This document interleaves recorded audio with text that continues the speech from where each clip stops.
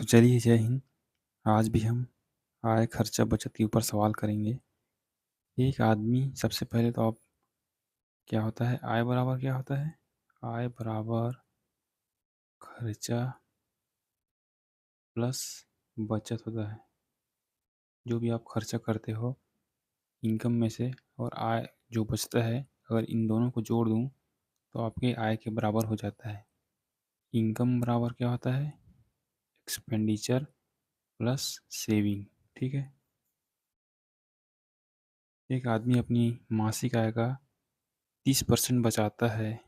यदि उसकी मासिक आय में 20% की वृद्धि हो जाए और पिछली बचत से 20% अधिक बचाता है, तो उसके व्यय में कितने प्रतिशत की वृद्धि हुई? देखिए, इनकम बराबर क्या होता है? खर्चा प्लस सेविंग। यहाँ क्या बोला है? मासिक आय का 30% सेविंग करता है। 30% सेविंग करता है तो खर्चा कितना करता होगा? 70%। क्योंकि आय अपने आप में खुद 100% होता है। इन दोनों को जोड़ दूँ तो 100% होगा। यदि उसकी आय में 20% की वृद्धि यदि इसके आय में 20% की वृद्धि, सबसे पहले आप एक काम कीजिए, रेशियो ले लीजिए, या इसको आप ऐसे भी हल कर सकते हैं। देखिए, मैं इसके रेशियो ले लेता हूँ, इसको काट लेता हूँ, जीरो को जीरो को जीरो को, प्रतिशत से प्रतिशत भी कट जाएगा, तो 10, 7, 3 का मेरा रेशियो आया। ठीक है। 20% की वृद्धि उसके आय में हुई, बराबर उसके बचत में कितने परसेंट की वृद्धि हुई? 20% की वृद्धि हुई। तो बोल रहा है उसका खर्चा में कितने परसेंट की वृद्धि हुई। देखिए, आप एक्स मान लीजिए इसको, तो इन दोनों को गुणा करिए। 10 का गुणा 200, 20 में करूँगा 200 होगा, बराबर इसका गुणा इसमें करूँगा तो 7x प्लस 20 दिया 60। अगर 7x बराबर, अगर इसमें घटा दूँ तो 140 होगा। तो x बराबर कितना होगा? 20%। देखिए, इस सवाल को करने का सबसे शानदार तरीका यही है। 20% आपका सही जवाब है। देखिए, अगला सवाल करोगे तो और ज़्यादा अच्छे से समझ में आएगा। चलिए,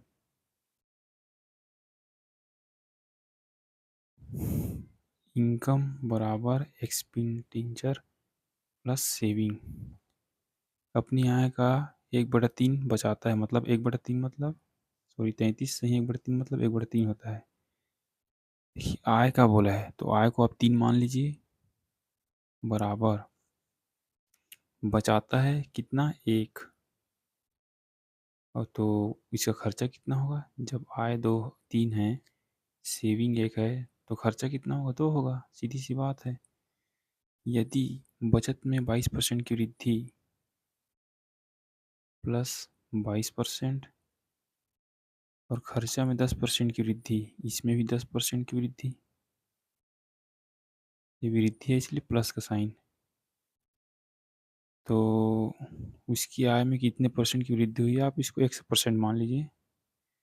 देखिए, इसे गुणा कीजिए, 20 प्लस 22। ठीक है। इन दोनों को गुणा कीजिए, 3x,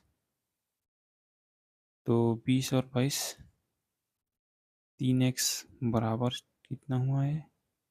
42। 3x अगर 42 के बराबर है तो x बराबर 14, ये परसेंट में होगा। तो उसकी आय में कितने परसेंट की वृद्धि हुई? 22% की वृद्धि हुई। इतना आसान सवाल है, अगर इस तरीके से आप हल करोगे तो बहुत आसान होगा। ठीक है, ये भी आप देख लीजिए। इनकम बराबर खर्चा प्लस सेविंग। 70% खर्चा करता है तो 30% बचाता होगा, 100% उसका आय होगा। इसका रेशियो ले लो, 10, 7, 3। उसका खर्चा 30% बढ़ा, 30% खर्चा बढ़ा प्लस का साइन, बचत 20% बढ़ा प्लस 20, 25%, और इसको वही पूछा उसके वेतन में कितने परसेंट की वृद्धि हुई, तो आप इसको एक मान लीजिए। तो इनका गुणा करूँगा तो 10x बराबर, ये कितना है 210, 25 दिया 75।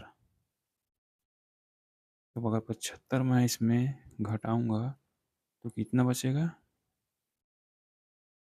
10x बराबर इसमें 135 बचेगा।